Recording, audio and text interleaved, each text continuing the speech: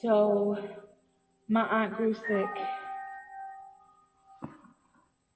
in like a year's time. Her husband would come on the weekend eventually after a year or so for visits. He was in a halfway house. He would visit her on a weekend.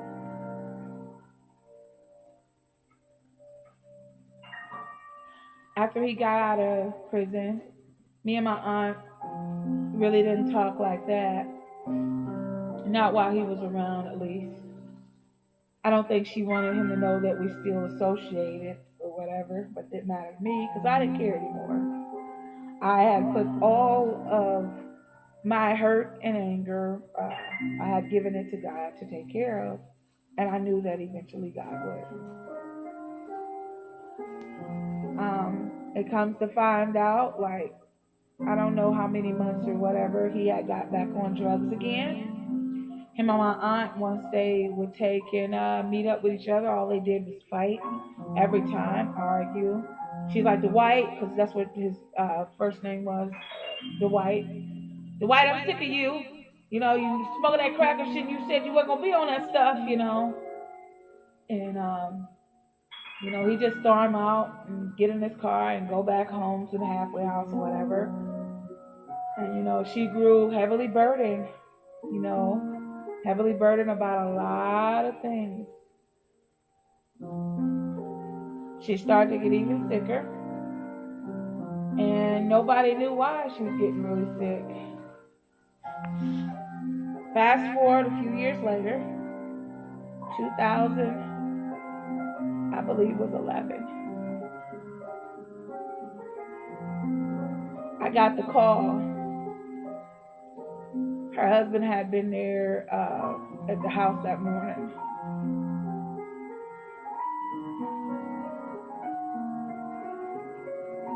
It was 11/11/11 that she died. How odd, right? She had died. She was in the hospital on that day, waiting to get out actually. Well, the day before that, 11, 9, 10, I mean 11, 10, me and Larry, I went over to her house to just ride in the van with her and take her to the grocery store for my granny to pick up toiletries and all that thing, all those things. And a lot of things happened that day, and God was with me. So I spent the day with her before her death. God was with me. He said, well, no, it was 2 days. It was 9. It was 11. It was 11/9. It was 11/9 that I spent with her. I'm sorry about the dates. Um, I'm trying to be accurate as I can. I'm not perfect, okay? But it was around there. I spent that day with her. She had her granddaughter with her in the van that Larry had at the time. Larry's my best friend, actually. Larry's awesome. He's like my Mr. Fix-It and stuff when I needed him. So he came and got me, and we rode with my aunt to take her around to the stores. And I went in the stores, and God whispered to me. He said, because she said she was hungry. And at that particular time, I was with somebody else, not my new hubby to be. And my boyfriend at that time had gave me about $200. And my aunt was always, when we go out, she would pay for stuff. And God said, I want you to pay for her stuff this time. I want you to pay for her to eat. And I want you to just have a nice day with her. And I'm like, wow, what's this about? In my head is what I'm thinking, like, okay, God, I'll do it. And we went to McDonald's that day. I think she only wanted like a cheeseburger. She said, Tonya, I got it. I said, no, I got it. She said, you got money, bitch, don't you? Because she would always call me a bitch and would just joke around like that. So we had got to be in us again, despite everything had happened, with my kids and her husband and me and all of that stuff, despite all of that. I bought her a cheeseburger, and I bought the little girl something, Larry and me. We ended up all having cheeseburgers, actually. And I think I had like a Sprite or something, and she did too. The baby was very moody that day. The baby kept crying about stuff and wouldn't sit still with my auntie. She wouldn't sit still at all. Her grandbaby, she was probably about 4 or 5. I'm not for sure really, but she's a small little girl, a very beautiful baby at that. So after we get our McDonald's or whatever, we go to I think it was Lowe's to get some things, and my granny, she likes her giant packs of toilet paper and all this stuff.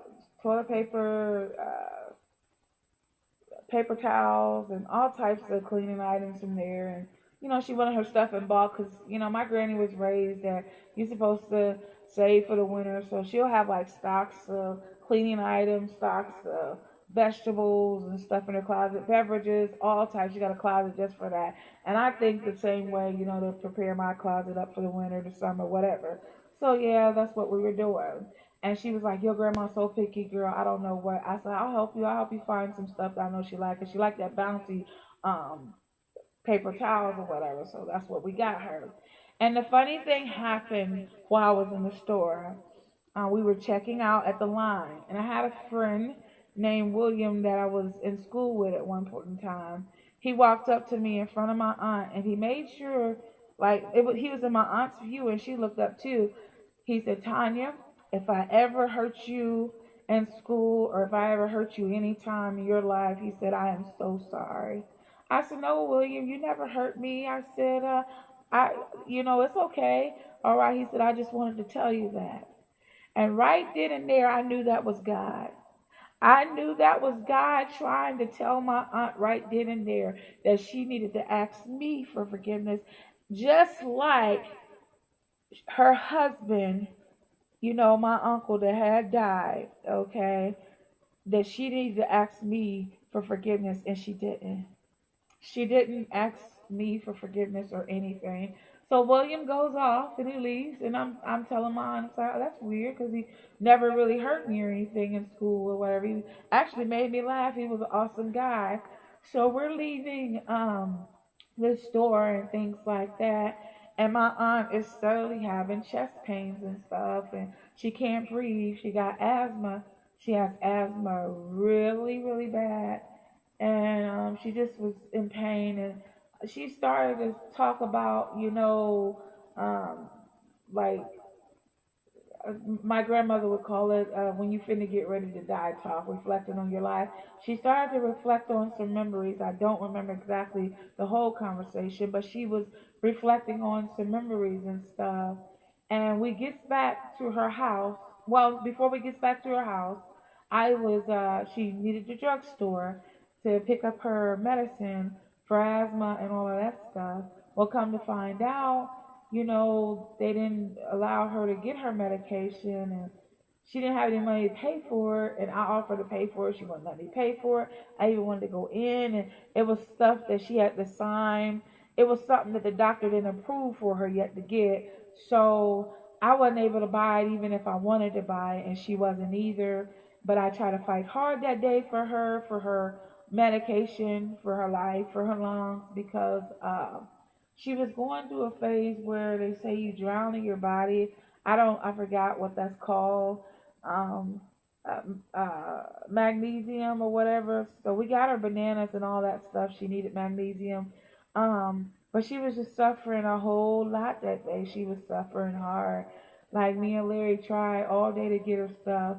And the stupid, foolish me at the time, I was fighting for her and her lungs and things like that, trying to get her medicine. I also wanted to go to the thrift store because it was like on a Tuesday and stuff was like 50% off. So I wanted to hit those deals too. And if we had a went, I would have took my aunt too, but she wanted to go home. She was tired. She had her Urban Mist. It was alcohol, and she wanted to drink that and just go home. So when we get back home to her house, the baby's mother, her granddaughter's mother, was in the yard, and she had just came from a store in Columbus called Simply Fashions or whatever. She had these bracelets on, and I totally wanted one. I was like, "I'll buy it off of you," blah blah blah blah blah. And the girl was acting all weird and funny at me, which I wasn't impressed about it like that. I just knew it was hard for me to get around. See, I don't drive, So I have to actually ask people for rides, and I'll be here sometimes sitting for hours waiting for nobody to show up. But the thing about me, if you take me somewhere, I'm gonna get you gas, I'm gonna get you lunch, I'm gonna make sure you're all right. Sometimes if I have a little extra, I'll buy you a little something. I treat people like that, and I get dogged out. So that was my situation. That's still my situation, and me and my hubby are trying to get a vehicle up and stuff. He has to pay off of his fines, and I need to learn how to drive myself. But anyways, getting back to the story, she was in the yard, and the girl knew that I can't get around and stuff, and I just wanted to buy a bracelet. She's always up there and running, going places or whatever. But anyways, I wanted to buy a bracelet. My aunt was like, Tonya, when I go back up there, I'll get you one. I was like, it's cool. I ain't worried about it. At one time, me and the baby's mother, we had grew up around each other. We was best of friends. I don't know. I guess we had grew apart or whatever.